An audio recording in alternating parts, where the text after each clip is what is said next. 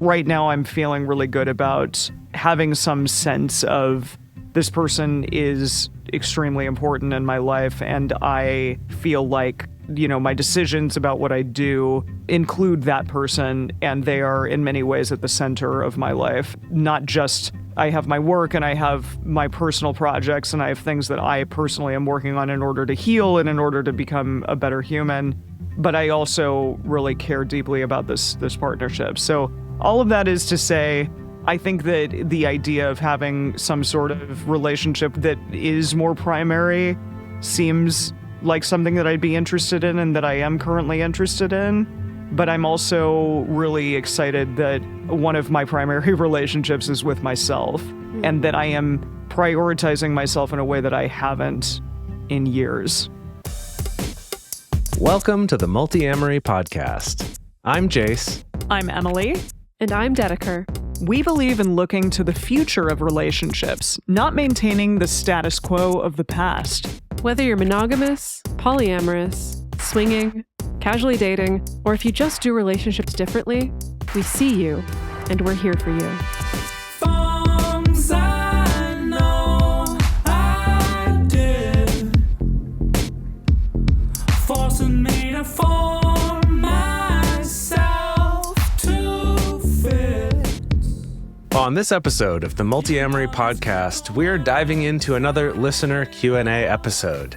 Today, we are talking about questions like, how quickly should someone jump into another relationship after a breakup? How to make space in your life for a primary relationship, and how our views on hierarchy have changed over the years. If you would like to submit a question for the show in the future, go to multiamory.com/questions and fill out the form there. Also, if you're interested in learning about our fundamental communication tools that we reference on the show and that can help in pretty much any situation, check out our book, Multiamory, Essential Tools for Modern Relationships, which covers our most used communication tools for all types of relationships. You can find links to buy it at multiamory.com/book, and you can also get our brand new audiobook version, and you can find links to buy that there or wherever you get your books or audiobooks. Quick disclaimer before we start, we have spent a lot of time studying healthy relationship communication, but we are not mind readers yet. And our advice is based solely on the limited information we have from these questions that were provided to us, so please just take it all with a grain of salt. Every situation that we cover here is unique, so if any of this sounds similar to what you're going through, we still encourage you to use your own judgment, seek professional help if needed. Remember that you are the only true expert on your own life and feelings. And these questions have been edited for time and clarity. All right, question number 1. How fast is too fast? My now ex gained 2 other partners and broke up with some of their others within a month. Now we're broken up. Are there red flags when it comes to rapid changes like this, or is it simply personal differences? And that's from Whiplashed in the Pacific Northwest. What's the fastest that y'all have moved in a relationship? And the completely subjective, however you want to answer the question. Immediately. What does immediately mean? Well, I was in the process of breaking up with someone and entered into a new relationship. Yeah, so that's pretty fast. Pretty immediate / almost before the last one ended, entering into a new one. That's not that weird, though. Like, I do think... No, it's first not. Of all, You're right. I mean, serial overlapping monogamy seems to be like the way that people date. Norm, yeah. The norm for the way people date these days. So, like, that's not that bizarre. Yeah. If I think about fast in a different way in terms of acquiring a large number of partners in quick succession, I feel like for me that probably would have been just a time where I started 2 new relationships, probably in the span of a month from each other. That feels pretty quick. It was, yeah. It ended up being too much. I mean, I feel like often what I experienced in the past was when I was dating more, I would just end up in too many relationships and feel stretched too thin. And that just wasn't sustainable for anybody, and no one was really happy with it. For myself, I think other people have many more partners than I ever had and do make that work. But at least for me and the way that my life is, that didn't work out for me when I did that years ago. Well, the question I have surrounding that specifically, and sort of what it sounds like this person's ex is doing as well, which is that they gained 2 other partners and broke up with some of their others within a month, and now we're broken up, is NRE tends to kind of happen around an individual. And if you have 2 people at the same time that you are, entering into new relationships with, how does that work? Does the NRE get spread around? Is it just really intense for both? I don't know if I've actually done that ever. I'm trying to think back. Like, I think most of my new relationships have been the NRE is like maybe less with one, or it's kind of more of a slow burn, or I had gotten to know them a little bit beforehand and then we started kind of dating, versus getting into a new relationship with someone that's really intense and we like see each other all the time and move things pretty quickly. That NRE kind of feels more like a fast burn, like a really intense emotional journey. And I can't imagine doing that with 2 people at once. It just seems really overwhelming. And then also the potential of having more established partners at the same time, and having to navigate that as well. That just seems like a lot to me. How about to the 2 of you? When I'm thinking back to those situations, and this is actually kind of where I wanted to go with this, is that I feel like in those situations, they were almost like more casual dating, but actually being in a relationship, it was kind of in that weird middle ground between that, where it's like, yeah, I like this person, I want to see them more often, but we're still kind of getting to know each other. It's exciting because they're new, but it's not that like, oh my God, this is so intense, I want to just be obsessed with this person all the time. It's like it wasn't that feeling. And that's kind of what I'm wondering with this question is, if I were to just kind of be psychoanalyzing someone who I have no first-person contact with at all, this other person, I'm like, maybe it's just that what they're really seeking is this trying to figure out what it is that they want, who that they want to be with. And they're essentially just, if someone were just casually dating, I don't think we would think much of, oh yeah, they went on a couple dates and didn't see a couple people, no big deal. But when it's in the context of they got new partners and got rid of old partners, I wonder sometimes if maybe, especially when we're new in non-monogamy, we might rush to be like, oh, well then everyone's a partner then, right? Like, oh, all these are relationships now, instead of having to put them in the category of casual dating.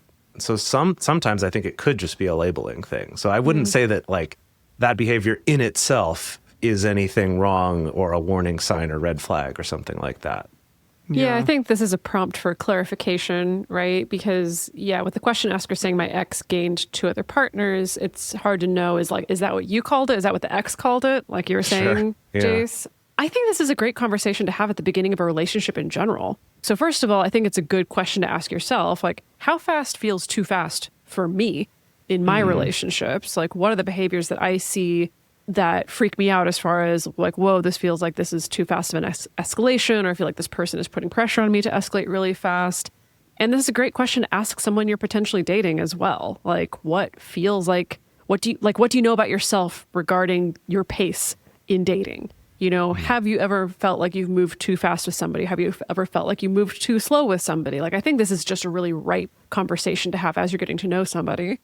Yeah, I like phrasing the question as what have you done? Like, what have you noticed about yourself, rather than what do you want to do? Because I feel like we're often not very good at predicting what we want to do, or maybe we might feel some shame about that, especially because we've all got this kind of monogamous hangover going on, like kind of this baggage that comes with it. I know that has been a struggle, I think, for all of us, we've talked about before.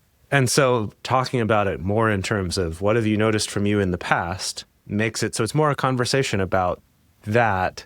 And that I think can give you some insights into each other and where you're coming from, rather than setting yourself up for, oh, but you said you don't like to date fast, but then you started dating this person and now I don't know what to think. I also think what you were touching on a little bit before, both of you, about the conversation over what constitutes a partner and what doesn't, I think that's a really interesting question to ask as well. And sort of seeing, like, is there a tipping point at which somebody becomes a partner versus we're just sort of trying things on, like hanging out a little bit, like seeing where things are going to go, seeing if the connection is going to develop into something more or not. Because I do think that the addition of somebody that is deemed a partner for an established partner can feel a little bit more intense or maybe scary, or maybe, oh, is this a red flag if it's happening to people at once and then other people are getting broken up with at the same time? I can understand how maybe that idea is a little bit scarier, or a little bit more, is this a red flag, that the question asker is saying here, versus this person has had some new connections and they're trying things out and they're kind of seeing where it's going to go. So I do think just some of the nuance there in terms of terminology and just what does partnership mean to you? I think that is a really good talking point and question for, as you said, the beginning of a relationship. Okay, well, but I have an am I the asshole question for the two of you. Go for it. Okay. Because as I've gotten older, I think that if I can't keep track of a partner's dating life, if I have a head spinny feeling because this person is dating so heavily, getting into relationships, dissolving relationships, and that's an extended process that keeps happening, I'm just turned off. I'm just kind of if someone wants to date that way, I don't think there's anything inherently wrong with that, provided they're still being respectful and communicative with the people that they're dating. It's just something that to me, I'm kind of I don't know, man. I don't know if I can handle that sort of head spinny feeling for a protracted period of time. I do think that the potential for feeling a lot of unrest as a person who is watching your partner do this, especially if they are also choosing to end relationships at a speed that is similar to the relationships that they are having that are new, I would be worried, am I on precarious footing here? Sure. And is there the potential that I'm going to just get tossed to the wayside as quickly as, they are grabbing new partners as well? That would feel a little scary to me and maybe unnerving. Yeah, and I think you're starting to hit on the core of the question here. Because the question says, how fast is too fast? But it feels like what they're really saying is, I had this partner who gained these two new partners, broke up with a few partners, and then eventually broke up with me. Or we're broken up now. I guess they didn't clarify who broke up with whom. But kind of this, are there red flags? And I think that it sounds like where we're all landing is sort of this, well, there's nothing inherently wrong with that. I mean, we don't know how they're doing it. We don't know how they're treating everyone, but just on its surface, there isn't necessarily anything weird or bad about it. But it's that's not really the question.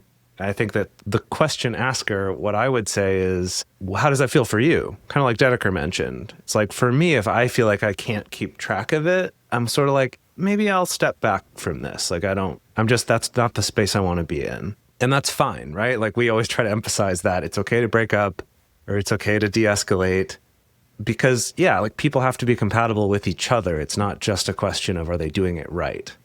And so I think that's maybe an interesting experience for you of, did that person starting to date more people quickly, did that feel weird to you? And that you're kind of I don't really want to be in a relationship that feels like that.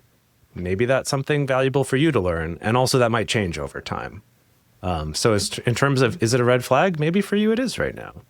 This is a question that I've actually wanted to ask you, Jace, recently, because I do think that there was a point in your life when you were a little bit younger, when we were starting out as non-monogamous partners, and then when you and Dedeker were a little bit more new in terms of your partnership, that I felt like you dated quite a lot. And as you said... Yeah, that was my earliest impression of Jace. Exactly. Not the first impression, but an early impression where I was wow, this... I had a little bit of a head spinny feeling. Yeah, and sure.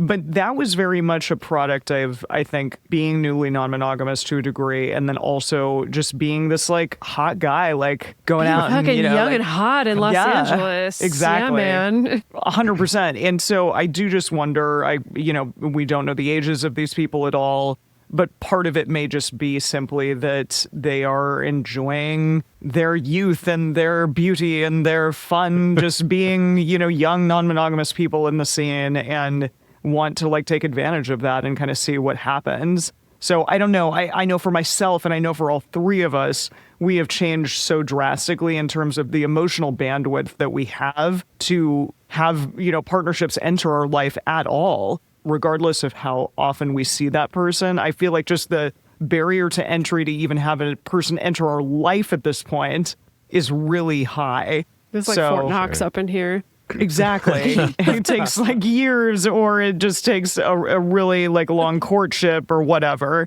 And so it's just very different at this point in our lives versus where you were, Jace, a decade ago. Yeah, and I will say I don't actually think that's tied to age per se, because I feel like I've also seen lots of people who, especially if they come to non-monogamy later in life or find that suddenly their kind of space and bandwidth frees up quite a bit, they can also date quite a lot. Maybe. And so I think that's something else to take into we don't account. Got no time. One is it's all new.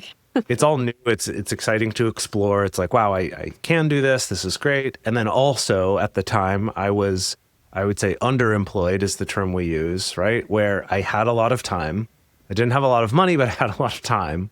And so that also freed me up and my energy to pursue these relationships. And I think in some ways too, that pursuing those relationships was for me a way of, I guess, like having something to be interested in when I felt like job wise, it's like I don't have a lot going on right now.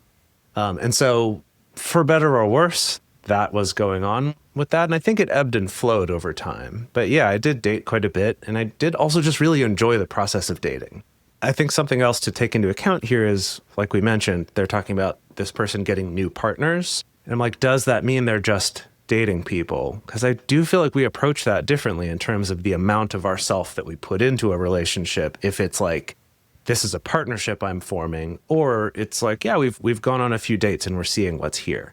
And I feel like that's more what I was doing a lot of, even though some of them did end up being relationships for some amount of time. Yeah. I think another good question to ask when you're at the beginning of dating somebody or forming a relationship with somebody, especially if it's non-monogamous, is just open-ended. What is dating like for you? How do you know when you are in like seeking mode? Like, how do you know when you're in like partner acquisition mode, to make it sound really dry and clinical? And again, not for the purpose of, I don't know, like trying to pathologize the other person or trying to get them to give the right answer. Truly open-ended, to get a sense of just like, what is doing this like for them? What motivates them? What excites them? What turns them off in this process? Because I think that can also tell you a lot as well. I hope this has been helpful and has given some things to think about. I know that the question was very short and to the point, and we gave an answer that was very much not any of that. And that's our guarantee to you. That will always be the multi-amory treatment, no matter how short your question is. Yep. We're going to try to look at a lot of different angles and not come down with a solid answer.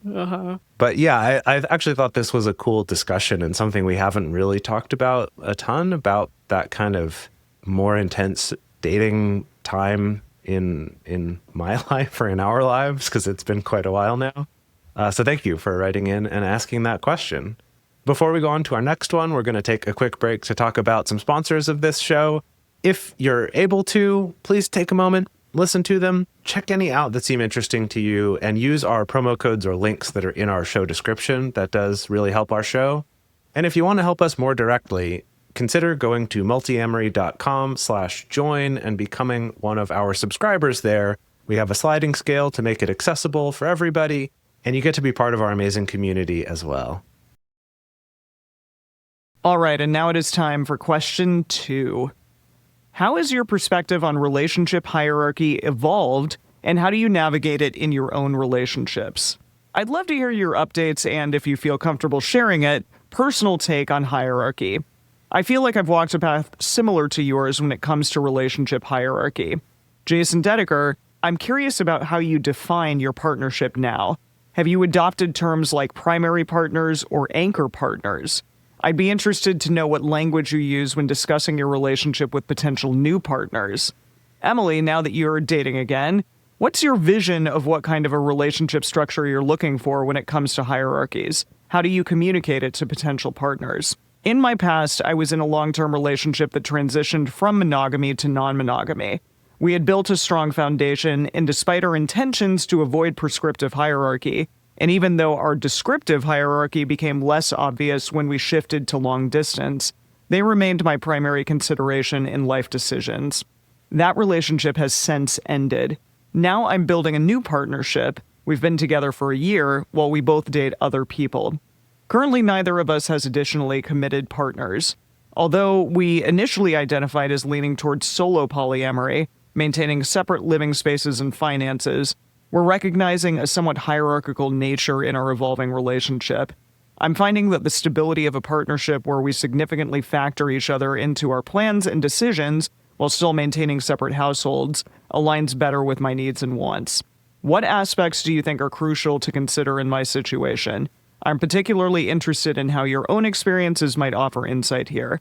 How do you view the use of terms such as anchor partners or primary partners, or any other language you might prefer, when describing relationships that are central to one's life but not necessarily full-blown hierarchical?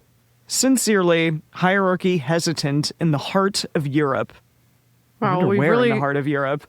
well, we've really been given a list of interview questions. Yes. Yeah. But I think a lot of this is really interesting, and it has really evolved over time. And I appreciate that they asked me what it is that I do with potential partnerships now and what it is that I want, because that has been really going around in my head a lot lately. Just yeah, what do you it? got? Just lay it out. Lay out the Okay. whole therapy session. Let's hear Yeah. it. This person asked for it. They're going to get it. All right, fine. Here we go.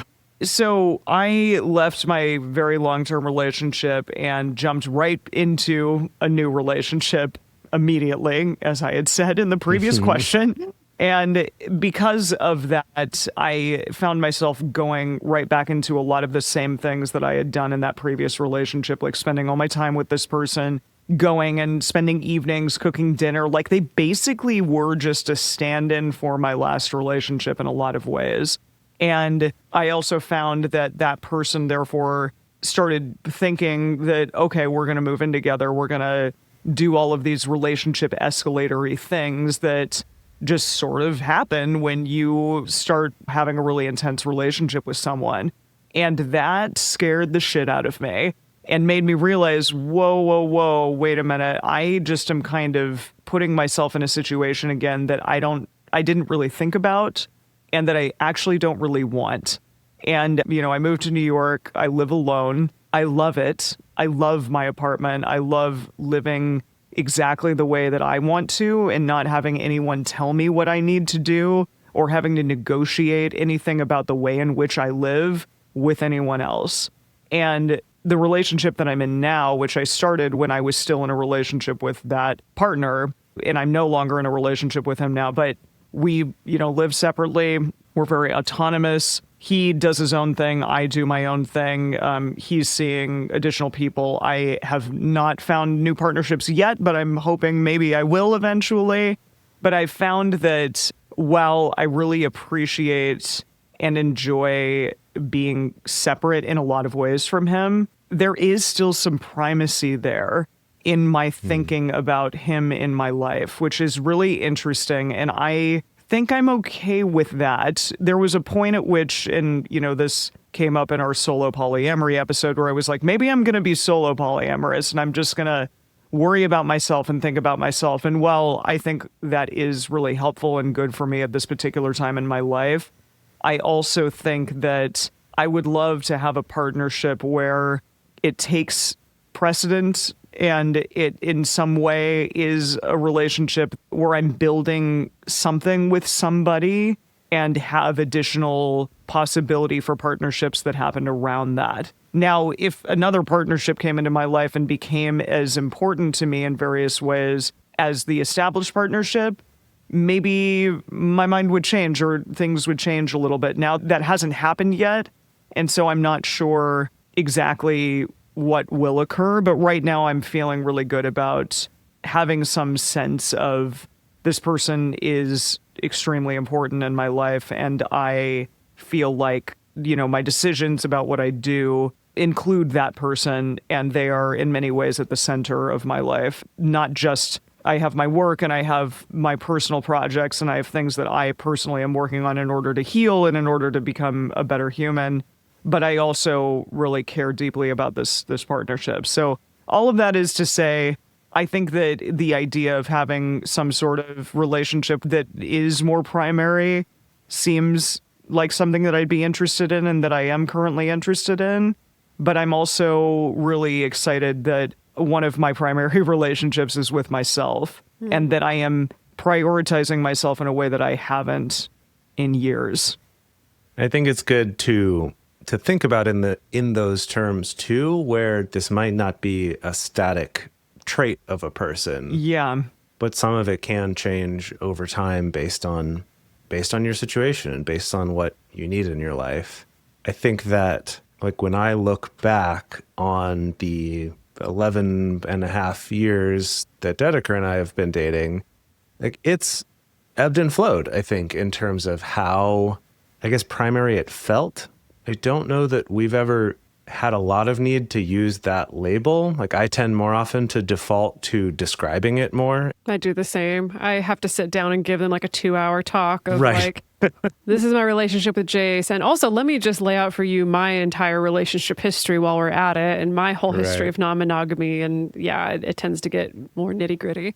Right. So I find that for myself, I tend to not like using primary partner or anchor partner or nesting partner, even if those things, in a certain circumstance, I might use that term. If it's like, this conversation doesn't need to go deep, I just need to quickly communicate a rough idea of what's going on, maybe I would use that kind of terminology.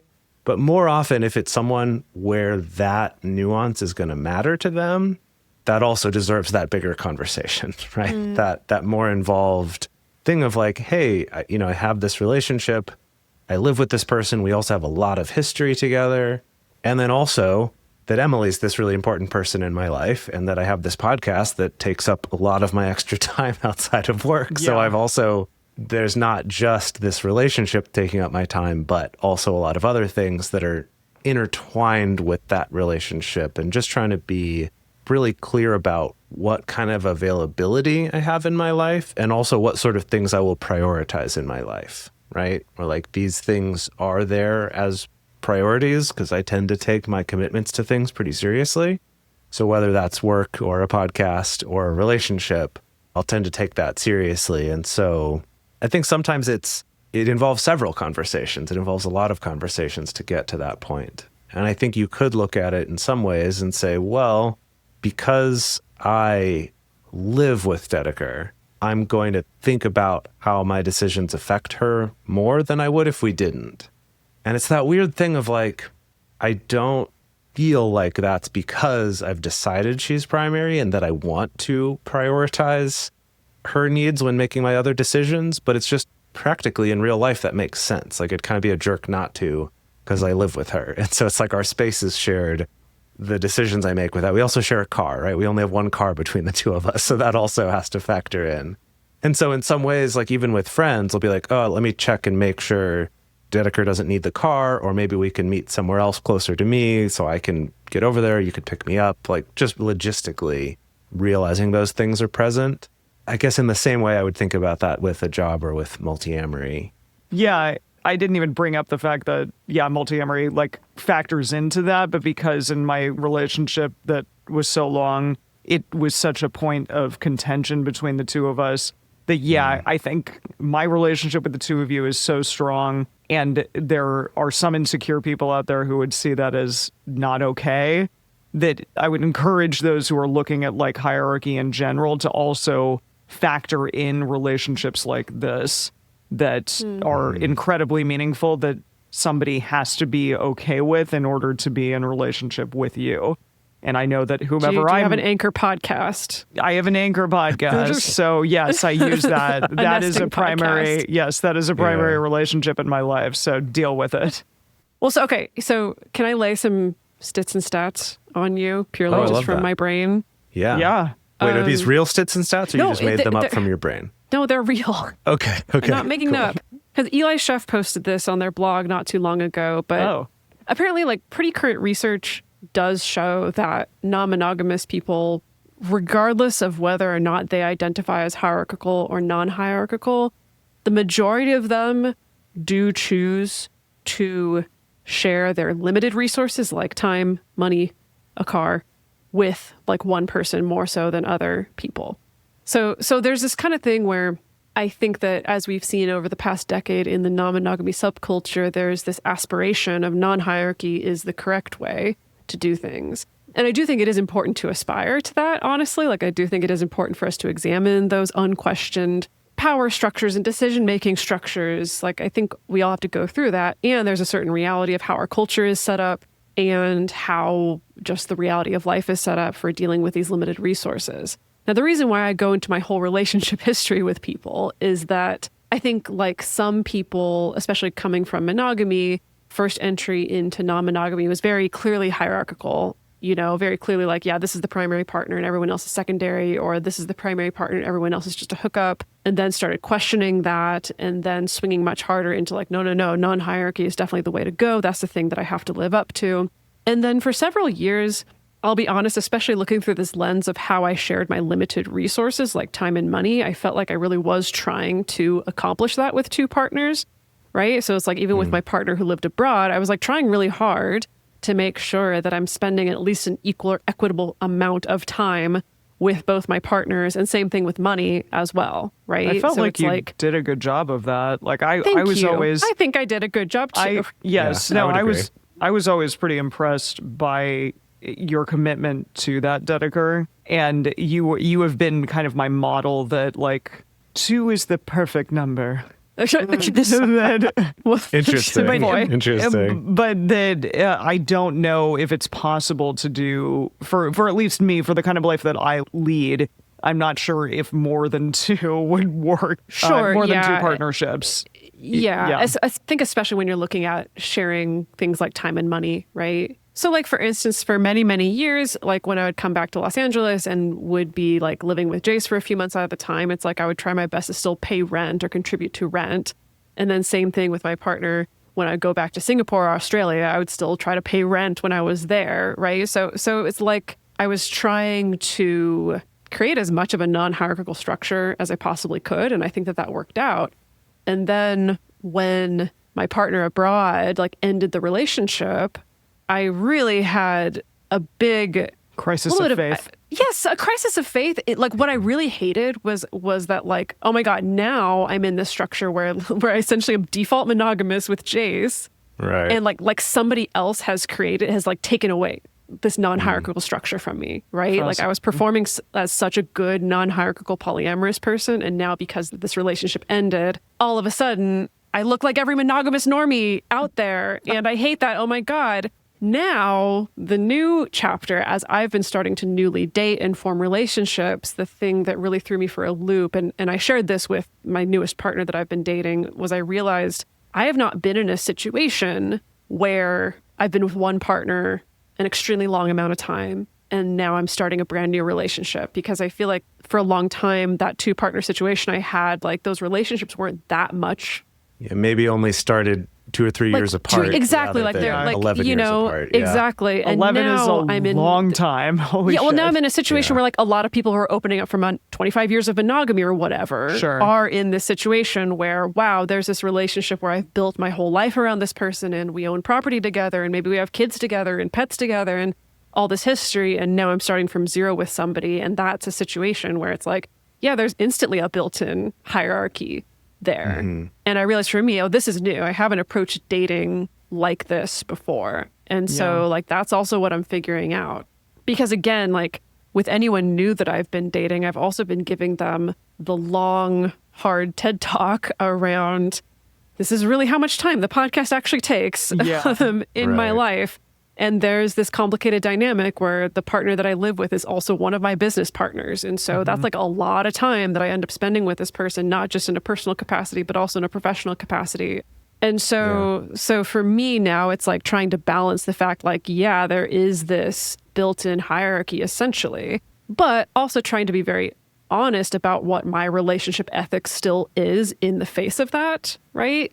Trying to verbalize, like, these are the ways that I see couple privilege potentially playing out, and the things that I want to do to counteract that to the best of my ability. Like, this newer partner is always left out of the decision making, or they're always an afterthought, or they always get the crumbs of my time or energy, or things like that, or they're never going to be the plus one, or they're never going to, like, the ways that I try to counteract the shape of my life right now, so that at least anyone who's dating me still feels like respected and cared for and important. So that's why all of this, like, I don't feel like I can sum up by just saying on my dating app, I'm non-hierarchical or I am hierarchical. Like, I'm sorry, you got to get the TED Talk.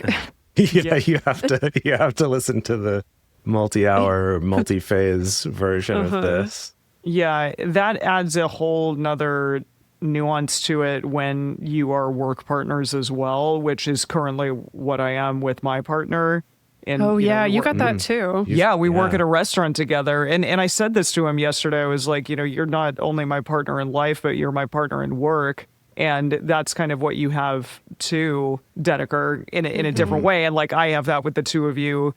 Unfortunately, sometimes I feel like the three of us have to really, really make intentional time in order to see each other outside of the confines of this podcast. And I wish that we had more time together to not just be working, but because this podcast takes up so much time and we have lives too, it's tough. And all of that to be fair, though, sometimes some of the time that's taken up is that, like, if we have not had enough time to hang out with each other, the three of us, then we get on what's supposed to be a very important meeting, and then we fuck around for about an hour talking about our lives and then and cracking jokes, and so it finds a way. Life finds a way, is all I'm saying. Life does find a way. Yeah, I did want to throw in that I think that talking about us doing the podcast together and how much that factors in is maybe very specific to our situation. But I think you could extrapolate that out into other situations too. Because like a situation I ran into a lot was I'd be dating someone and there might be some jealousy or envy that would come up with them feeling like I'm spending so much more time with Dedeker than I am with them. And often it would be because we're doing podcast stuff, right? We're planning things, we're doing calls, we're recording episodes. And it would actively arguing with each other about business stuff. Right. My ex, who I lived with, was extremely jealous of our dynamic just because I do spend so much time with you two. Yeah. Even if it's virtual at this point. But it was that thing of like, say I'd spend all day doing Multiamory stuff, and then someone's like, oh, I want to see you. And I'm like, oh, I have plans with Dedeker tomorrow or tonight or something. And they're kind of like, you just spent all day with her. And it's like, well, but I wasn't spending time with her in a partner fun way. I mean, sure, we have fun on Multiamory, but like it's still work, right? And I think that for people who are parents or who even just live together, there's a lot of stuff where you're spending time with the person you live with or spending time with the person that you raise kids with that's not you having fun hanging out with each other. In fact, often you can end up where you have basically no time doing that with each other. So I think that's also a factor to take in if you are living together or have some other kind of mutual commitment of realizing that it's not just about that time, but also that we need our quality time together as well. And I think that can be hard to communicate or hard for us to even realize that that's going on. That I think also factors into this thing of, is that about primariness? Sure, you could call it that, but it's also just sort of a practical, I'm trying to maintain these relationships as much as I can. So again, why you need the 2-hour talk and not just putting the anchor partner or whatever label on it. Yeah. So let me draw this 2-hour talk to a close about, so this person at the end asks, what aspects do you think are crucial to consider in my situation? And the phrase that comes to mind for me is authentic intentionality. So what I mean by, and I'll break it down in reverse. Intentionality around, clearly you're someone who thinks about this, and it sounds like you and your partner are willing to think about these things and talk about these things. You're not just on autopilot like a lot of relationships are, right? So you're aware of the fact that we are spending more time together and we're building something together, and this is starting to create a little bit of a hierarchy. So I think that, keep those conversations open and intentional about what it is that you want to build. The question asker mentions these specifics of, wanting the stability of a partnership where we factor into each other's plans and decisions while still maintaining separate households. Being able to align each other with that intention is great. And then the authentic part of it is where I'm like, don't feel like I need to artificially hold myself away from this person that I care about in order to create this sense of I'm being a good polyamorous person who's not being hierarchical. Yeah. Like, I think if that's your motivation, then like, you know, like just don't. Just don't. Like, if it's authentic that like you want to spend time with this person and you want to like, I don't know, build your households next to each other because it seems like that's cool. I'm like, yeah, go for it. Like, that's what's authentic to you. But you're also maintaining the intentionality so that, you know, we're not just on autopilot and assuming that we know the direction this is going. Love that. All right, we're going to take a quick break before we move on to question 3. But thank you to Hierarchy Hesitant in the Heart of Europe for your question. That was great. That gave us a lot to really think about and explore with each other. I'm glad we got to do that. So we're going to take a quick break to talk about some of our sponsors on this show. Please use the links and the promo codes. They're in our show description as well. Those do help support our show and help our sponsors know that it's worthwhile for them to give us money to keep doing this show. And of course, if you want to support us directly, get access to ad-free episodes, as well as our amazing community on Discord, you can go to multiamory.com/join, and you can join there on a sliding scale and get all of the benefits, including things like our monthly video processing groups, which are a really amazing thing to be part of. And we would love to see you there. And here's our last question for today. How do you make space for a primary relationship while still keeping your non-primary relationship? Hello, I'm a queer woman living in Honolulu in a long-term relationship with a married woman. I eventually want to be in a primary relationship with someone, but I'm having a hard time because I'm very in love with my partner and feel like I won't find anyone like her. We're both in the music industry, and she's also autistic, so there's a level of connection that I don't anticipate finding with anyone else. I'm out of the NRE stage and deep in the love stage. I'm having a hard time dating partially because of my own insecurity and partially because everyone else either seems to be A, monogamous, or B, already in a highly coupled relationship. How do I sustain a secure relationship with her and find someone else? Is this possible? That is from Horny and Hopeful in Honolulu. That's what I aspire to be every single day. It's both horny and Honolulu. I feel like it's hard in this day and age to be both horny and hopeful. Indeed. That's true. And in Honolulu. Yeah. And in Honolulu, yes. Yeah, I have some questions. I find myself wondering, there's a dynamic that I see sometimes where if someone is dating someone who's very clearly married, coupled up clearly in a primary relationship, and they're not offering that same primary level relationship to their new partner, there can be this either implicit or sometimes explicitly stated pressure. You need to go find your own primary partner.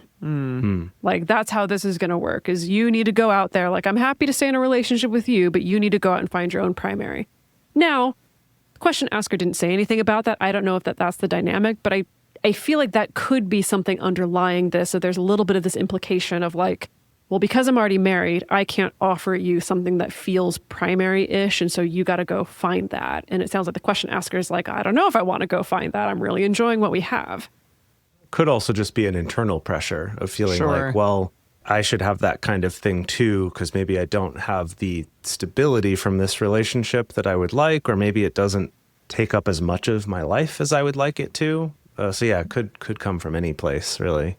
I have a friend who recently entered into a triad type relationship with 2 women who are dating, and they live together, and they are planning on getting married within the next year.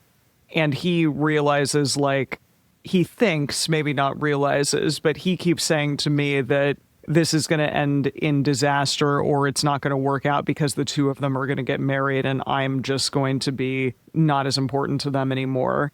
And I would really like to find what they have. I would like to find somebody to spend my life with, even though we're having a great time. There's a lot of feelings, you know, I love being around them. And I kept saying to him, like, what do you actually think is going to happen here? What is going to occur when they do get married? Why does that have to necessarily change the dynamic in such a way that it's going to like blow up this relationship?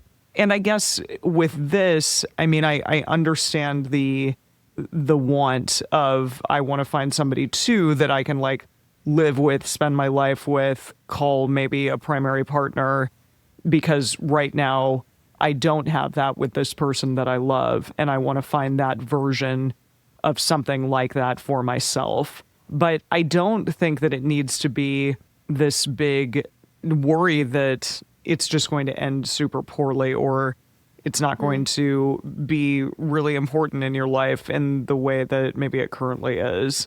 I know that this person is not necessarily saying that, but it is fascinating to see, like, I got to find a version of this that my partner already has because I don't have it. And that's the only thing that's going to make me happy. Yeah. So to try to bring it back to the question itself, though, about how do I make room for that? How do I open myself up to that? I think something that is interesting about that situation is a lot of times when people think about a primary partner, and it sounds like this woman that you've been in a relationship with falls into this category where the primary relationship is also the older relationship. It's the longer relationship. And so there can be a sense of primariness, kind of like we talked about before, just by nature of we know each other so well and we have all this history. And so in this situation, it is tricky because if that's kind of the archetype of a primary partner, that's not something you can find at first, right? Like it's something that has to be built over time. And so one way to think about this is you're in an interesting and I think cool situation where you could end up in a situation where you have a more primary, really entangled, spending a lot of your time with someone relationship, but have this other, I guess you'd call them a secondary partner, but that you actually have a lot longer history with.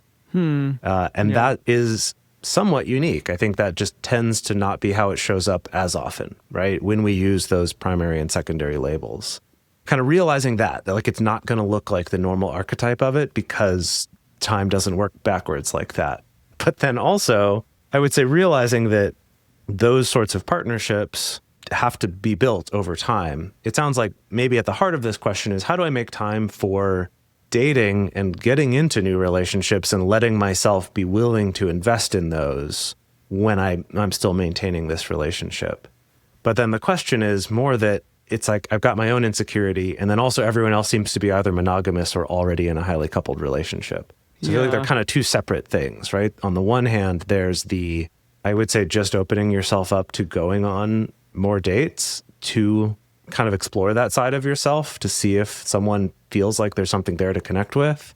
But there's also that challenge of how do I meet people who are not monogamous or not already in highly coupled relationships? And that one, I think, comes down to trying to expose yourself to more people if possible. That could be through dating apps, could be through finding more in-person communities.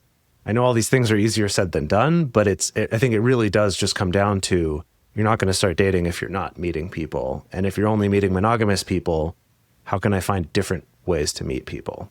Like, where can I find communities that either overlap more with non-monogamy or being willing to date people that are open to non-monogamy, even though they haven't done it yet? Yeah. And it really all depends on kind of what access you have to community and what kind of people are around. I just want to make sure that if this person does take a step to, find another partner, that it's because it's what they want, as opposed to feeling like I'm not getting what I need in this relationship that I really love. And so I need to overcompensate by finding somebody else to fill those gaps, or I need to find somebody else because I feel like I should. Yeah. Again, maybe easier said than done to do that analysis, but I think it's important to ask that question. Yeah, I do wonder if they had more secondary type relationships or just additional people in their life that they have fun with, that they maybe hook up with, that they enjoy spending their time with, but that doesn't necessarily take that primary structure. If they had that in addition to this relationship that they already have that's established, I wonder if that would also like fill a certain type of role or give them what it is that they're seeking that maybe they're not necessarily finding here. I've found that with people I know who are monogamous and who feel like that, well, maybe I'm getting to a certain point in my life where I really want to find someone to get married and have kids with, that they can be in a similar situation of feeling like there's all this pressure to find it, and it's so hard to find someone else who wants that thing right now, who's also available in my area and compatible with me and all of those things. And so I think what Emily's getting at brings up a good point too of, yeah, is this just about wanting more fulfillment, more connection in my life? Maybe opening yourself up to having other relationships that might not be starting out on this clear path toward primariness. One, you might find, actually, this is quite fulfilling and this does actually fit more with what I want. Or some of those relationships could end up becoming more primary over time. So just to kind of not like pre-limit your options too much to just situations that seem so clearly like they're heading in this one direction. Well, they're saying horny and hopeful. So sure, yeah. That makes me think that Follow your they just- desire. Exactly. That they, Yeah. want additional people to have sex with and have fun with. Maybe that will lead to something more, but maybe also you just Yeah. want to have fun with some more sexual partners, and that's totally fine. Yeah, I guess just being open to the different possibilities so that then you can see where those go over time might be the way I would suggest approaching it. And I know it's frustrating though if you're like, but I really want that. I guess it's just the fact of it is that primary type relationship is not something you can just find whole cloth right there as it is. It has to be built over time, and that's always going to take time. And I'd bet if you talk to a lot of people in primary relationships, you'll see a whole variety of different ways that they first started that relationship too. And so kind of realizing that, actually, that'd be a fun project. Talk to all of the non-monogamous people who have primary relationships, or even monogamous people, and just get that sense of, where did that relationship start? What did you think of it at the start? How did it get to where it is now? Not really to help with your question, but just because that'd be fun. Well, horny and hopeful in Honolulu, we hope that answered your question a bit. Good luck out there. We hope that you find additional partners or just additional experiences that fulfill you, whatever that may look like. So that was our final question of the week. And we have one more for all of you out there that is going to be on our Instagram stories this week. And that is, how have your views on hierarchy changed over the years? Because probably they have. There was definitely that point in time where hierarchy was a big no-no, but now I feel like it's resurging. It's like becoming hot again to a degree. A little bit. I don't know. How about Hear people's hot? takes on that. Yeah. Maybe not. Maybe just I'm more so wrong. nuanced, maybe. More Who nuanced, knows? yeah. I It's like not that. totally the worst thing in the world anymore. And the best place to share your thoughts with other listeners is in the episode discussion channel in our Discord server, or you can post in our private Facebook group. You can get access to these groups and join our exclusive community by going to multiamory.com/join. In addition, you can share with us publicly on Instagram at multiamory_podcast. Multiamory is created and produced by Jace Lindgren, Dedeker Winston, and me, Emily Matlack. Our production assistants are Rachel Shennework and Carson Collins. Our theme song is Forms I Know I Did by Josh and Anand from the Fractal Cave EP. The full transcript is available on this episode's page on multiamory.com.